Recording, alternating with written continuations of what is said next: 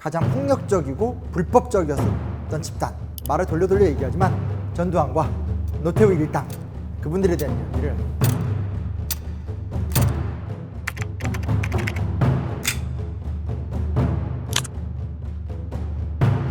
이 사람들이 결정적으로 드러났었던 것은 1979년 10월 26일입니다. 중앙정보부장 김재규가 당시 경호실장이었던 차지철과 대통령 박정희를 시해를 하게 되죠. 박정희 대통령이 김재규 중앙정보부장이 쏜 폭탄에 맞아 향년 62세를 일기로 서거했습니다. 되게 중요한 사건이에요. 왜냐하면 그 당시에는 박정희라는 절대 권력이 존재하고 있었고 절대 권력을 떠받치는 3대 기관이 있었어요. 그게 중앙정보부, 경호실, 보안사령부였었어요.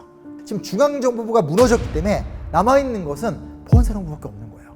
김재규가 저지른 것까지는 알겠는데 어떤 인맥과 어떤 루트로 만들어졌는지는 아무도 모르잖아요. 뭐 정승화 육군참모총장이 개입했을 수도 있고 국방장관이 개입했을 수도 있고 모르는 상황이에요. 그래서 이때 보안사를 중심으로 합동수사본부를 만들어요. 군, 헌병, 경찰, 중정 다 끌어모아서 보안사가 이 전체를 관리하는 거예요. 전두환이 김재규를 체포하고 합동수사본부가 만들어지는 그 순간 대한민국 모든 것을 다 들여다볼 수 있는 눈은 전두환에게 딱 집중이 되는 거죠. 무시무시한 순간이에요. 그리고 그 다음 해가 되면 중앙정보부장 서리직을 겸직하죠. 전두환이.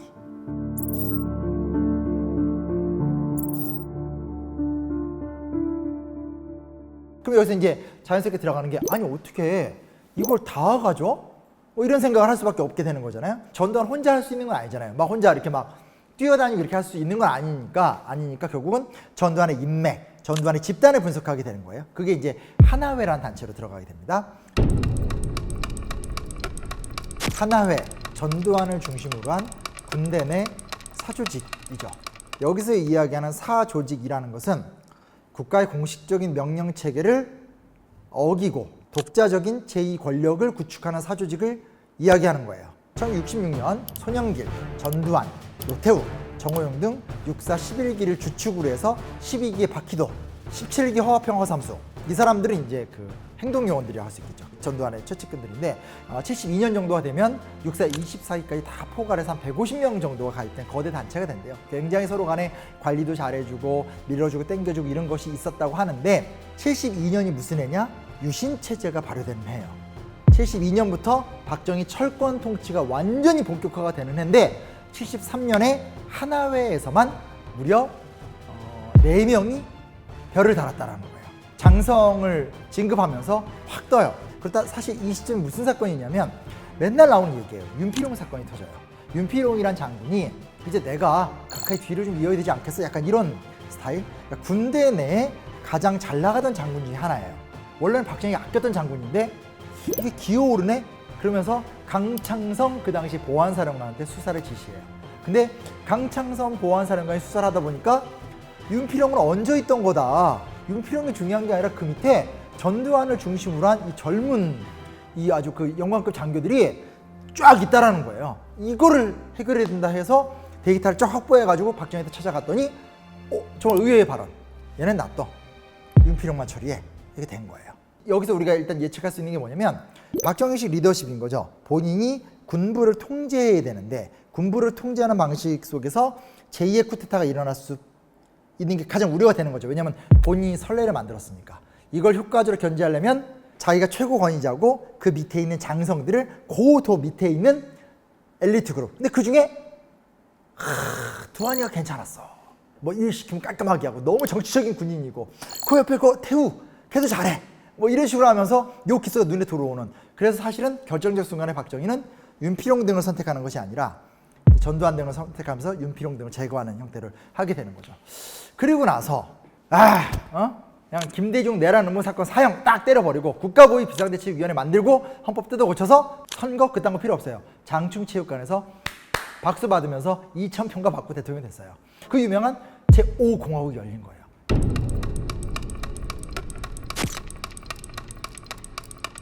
원래 스타일이 어떤 스타일이에요? 화끈하고 조직을 운영하고 챙겨주고 조금 지금 날아갔던 친구들도 잊지 않고 계속 챙겨주고 그러면서 본인의 강력한 리더십을 이끌던 스타일이잖아요. 대통령 된 다음에도 화끈해요. 몇 명만 말씀을 드릴게요. 대표적으로 노태우죠. 끝까지 옆에서 가장 함께 했었던, 실제로 서로 결혼식, 축가, 결혼식 사회 같이 봐주고 막 이러던 사이거든요. 미국 유학도 같이 가고 미국 유학 가서 같은 샤워실 막 쓰고 막 이랬던 친구. 노태우 같은 경우는 이제 그 전두환이 권력을 잡은 상태에서 80년 8월달이 뭐냐면 5.18 이후에 드디어 이제 대통령을 나가는 과정이에요. 그때 보안사령관을 임명을 합니다. 내가 갖고 있던 무소불위의 자리를 나는 대통령이 돼야 되니까 네가 가지렴 딱 주는 거예요. 81년 7월 달에는 육군 대장 별 4개 쫙 맞춰서 예편시켜줘요. 그러고 나서 정무 2장관, 이게 외교 및 안보 담당하는 장관이에요. 최고의 자리예요. 체육부 장관, 내무부 장관을 역임한 다음에 85년에는 민정당 대표위원이 되고 87년 6월 10일, 그날이 6월 항쟁이 시작된 날이거든요. 그날 민정당 차기 대통령 후보로 노태우가 딱 시임이 돼요. 그리고 또 이왕 관계 끝까지 갈게요. 장세동. 장세동은 참 이 사람도 특이한 사람이야. 장세동은 절대 충성파예요. 노태우는 옆에서 사근사근하다가 그건 배신 때린 거 아니에요. 결정적으로. 근데 장세동은 끝까지 50청문회 때 보면 모든 각하의 잘못은 다 내가 졌다. 본인이 들어가요. 진짜로. 교도소까지 갔다 온 사람이에요. 아 진짜. 그래서 사실은 장세동의 어떤 그런 표현이 그렇지만 헌신적인 방어 행위 때문에 사실 그때 이제 전두환의 의리 이런 얘기 많이 나왔었어요. 여튼 그는 전두환 정권 시기 내내 안기부장을 역임했었죠. 안전기획부의 수장. 그리고 이제 동기였었던 정호용 같은 경우는 5.18 당시 특전사령관이에요. 그러니까 5.18을 진압하는데 절대적 역할을 했던 사람이거든요. 그러니까 이제 국방부 장관 역임하고 나중에 국회의원 계속하게 되고, 박희도는 전두환이 가자 할 때 누구보다 먼저 고! 했던 엄청난. 그러니까 결국은 박희도는 육군 참모총장에 또 임명을 시킵니다. 근데 또 한편에 뭐가 있냐? 이 사람이 보안사잖아요. 보안사 내 핵심 인맥들, 그게 그 유명한 허평, 허삼수, 이학봉, 또 권정달, 이런 사람들이 다 하나회 17기, 18기, 15기 이런 사람들이거든요. 이 사람들이 K공작이라고 해서 철저하게 이 보안사에서 어떻게 하면 각각에서 권력을 잡을 수 있을지를 다 플랜을 짜고 권력을 만들고 대민 접촉을 해서 뭔가 이렇게 우리가 포섭할 사람들 다 명단, 그리고 새로운 헌법 다 만들고, 그 대가로 이 사람들도 이 전두환 정권 초기 때 엄청난 권력을 또 누리게 된다는 거죠.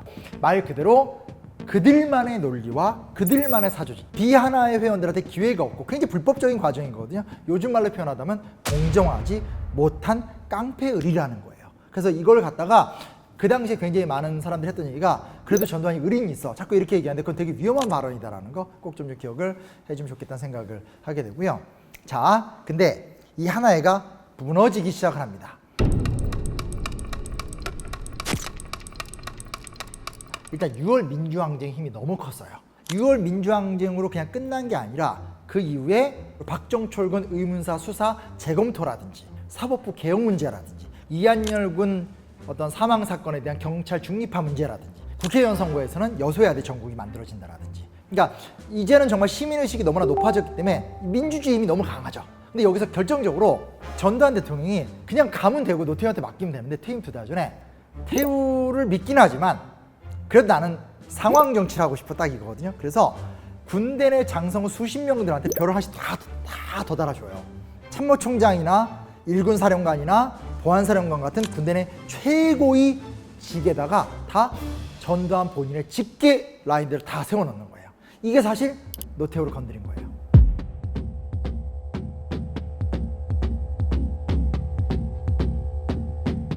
지금 솔직히 말해서 완전 난리 난 거, 내가 6.29 선언하고 보통 사람인 척하고 해가지고 이렇게 해서 권력 유지해서 사법 처리 내가 다 막아주고 광주청문회 조작하고 다 해줬는데 뭐야? 17기가 정말 전두환 빠거든요. 17기를 다 날려버리고 18기를 대거 약진을 시키면서 그 사람들한테 군부의 요직을 맡겨요. 이 하나회의 핵심 멤버들 중에 전두환 계열을 제거하면서 노태우 계열로 이렇게 싹 바꾼 거예요. 이게 사실은 우리가 그동안 조금은 주목하지 못했었던 하나회가 몰락하는 단초가 된 건 사실이에요. 그리고 나서 그 다음에 드디어 화제의 인물, 요즘에 많이 재평가가 되시는 김영삼 대통령이 드디어 취임을 하게 됩니다.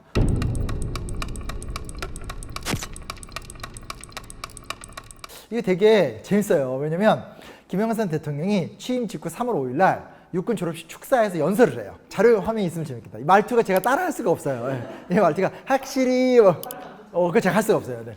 다수의 군인에게 당연히 돌아가야 할 영예가 상처를 입었던 불행한 시절이 있었습니다. 나는 이 잘못된 것을 다시 제자리에 돌려놓아야 한다고 믿습니다. 사실 이 말이 결과를 알고 보니까 대단한 말이지만 의뢰하는 말이에요. 왜냐하면 당시 김영삼 이미지는 민주화 투사로서의 경력은 분명하지만 3당 합당을 했었던 상태이기 때문에 개혁을 제대로 할까가 의문시 됐었고, 그리고 무엇보다 군을 잘 모르고, 그리고 군 인맥도 없고 이랬던 상황이어서 아무도 그가 뭔가를 할지 몰랐죠. 그랬는데 93년 어느 날 아침에 보도가 딱 떴는데 당시 육군 최고 수장인 참모총장과 기무사령관 2명을 갑자기 날려버린 거예요. 근데 이 권영의 회고를 봐도 되게 재밌는 게 아침에 부른 거예요. 그래서 밥을 먹자는 거예요. 김영삼 대통령 스타일이 아침에 새벽부터 뛰는 스타일이니까 밥을 이렇게 먹고 있더니 갑자기 먹는 중에 육군 참모총장하고 기무사령관을 바꿉시다. 갑자기 이런 거예요. 그러니까 앞에서 권영애가 밥 먹다가 네? 임기가 좀 많이 남아 있고 정기 인사철 아직 3개월 남아 있는데요. 됐습니다. 바꿉시다. 바꾸지 않으면 비전이 없습니다. 그러고 나서 발표가 되고 나니까 정말 다 놀랐거든요. 왜냐면 금융실명제 할 때도 금융실명제 당시에 경제수석이 금융실명제를 반대했었어요. 그러니까 어떻게 한 줄 알아요? 경제수석을 빼돌리고 금융실명제 했었거든요. 근데 그런 것처럼 이때도 수석 비서관회 이때 정말 핵심 참모들이 모여서 아니 각하 이게 어떻게 된 겁니까? 그러니까 니들도 많이 놀랬지. 혹된 얘기는 막 이런 것들 놀랬지. 막 이런 얘기도 있다고 합니다. 이게 나중에 이제 이렇게 붙여진 이야기가 될 것 같은데 그 정도로 그 당시에 어떤 김영삼 대통령의 리더십이 혼자 골똘히 생각하고 결단 내리면 아무한테도 안 가르치고 빵 터뜨려서 확 밀어붙이는. 왜냐하면 생각해보세요. 하나회가 군부 권력을 잡고 있는데 이 상태에서 군 개혁을 합니다. 이렇게 합니다. 저렇게 할 겁니다. 이러면 가만히 있겠어요? 그럴 리가 없잖아요. 갖은 방해 공작이 있기 때문에 비밀리에 과감하게 밀어붙일 필요가 있어요. 근데 이 시점에 같은 과정에서 두 가지가 같이 가요. 사람만 자르는 것이 아니라 동시에 기무사 개편안 최종 안을 내요. 민간인 사찰을 기무사가 못하게 하는 거예요. 그리고 기무사 요원들도 아무데나 돌아다닐 수 없게 하는 거고, 무엇보다 가장 결정적인 게 뭐냐, 기무사령관이 대통령 독대를 안 하게 해버렸어요. 원래는 대통령이 딱 있으면 그 대통령이 기무사령관이나 중앙정보부장을 따로 만나요. 따로 만나서 그 사람들한테 직보를 받는 거예요. 불법적이기도 하고 정보를 독점하는 효과가 나타나게 되고 합리적으로 공화국이 안 운영되는 거죠. 근데 그렇게 안 한 거예요. 모든 전임 대통령들이. 근데 기무사령관이 4차례에 걸쳐서 대통령에게 독대를 요청하는데 그걸 다 거절한 거예요, 김영삼이. 그러고 나서 앞으로 기무사령관은 국방부 장관을 만나고 그 결과를 국방부 장관을 통해서 보고해라. 이렇게 가게 되는 거예요. 그로부터 며칠 얼마 안 된 4월 2일 날 수방사령관과 특전사령관을 전격 경진합니다. 수방사령관은 수도방위사령부, 말 그대로 수도를 지키는 핵심 사령부.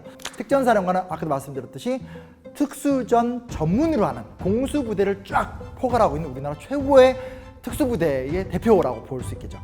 경질해버립니다. 그래서 실제로 새로운 사람들을 세우게 되고, 그 이후에 4월 8일, 4월 15일 날 핵심적인 군사령관, 그리고 그 당시 비어 있었던 합창 1차장 급의 이제 대장급들, 그 외에 중장, 소장 등에 대한 대대적인 인사들을 다 단행해요. 이 과정을 통해서 최종적으로 날아간 별만 수십 명이다.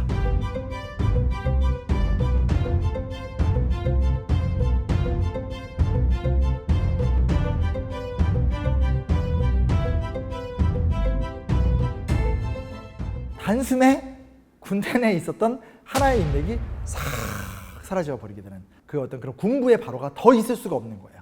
전두환이 하도 열받으니까 골목 성명 발표하고 해볼 테면 해봐, 너도 나쁜 놈 아니야 하고 가는데 못 나쁜 애 이 자식 하면서 딱 끌고 와서 그 도시에 넣어버리는, 이런 게 되면서 군인들은, 특히 고위 장교들은 이제는 과거와는 끝났다, 이런 과정을 거친 것 같아요. 그리고 그 배경에는 사실 가장 큰 건 뭐냐면 민주주의에 대한 열망이었다는 거예요. 요랑쟁 이후에도 계속 새로운 변화를 바라는 국민적 열기가 너무 강했기 때문에 그 민주주의의 열기에 부응하는 군인들을 좋아하는 시대로 왔기 때문에 이제는 그런 식의 과거와 같은 사조직으로 가려고 하지 않게 되는 거죠. 여튼 그 과정을 통해서 우리 사회에서는 군부 쿠데타의 위협과 망상은 사라졌다라는 감사한 이야기가 있다는 거 기억해 주면 좋을 것 같습니다.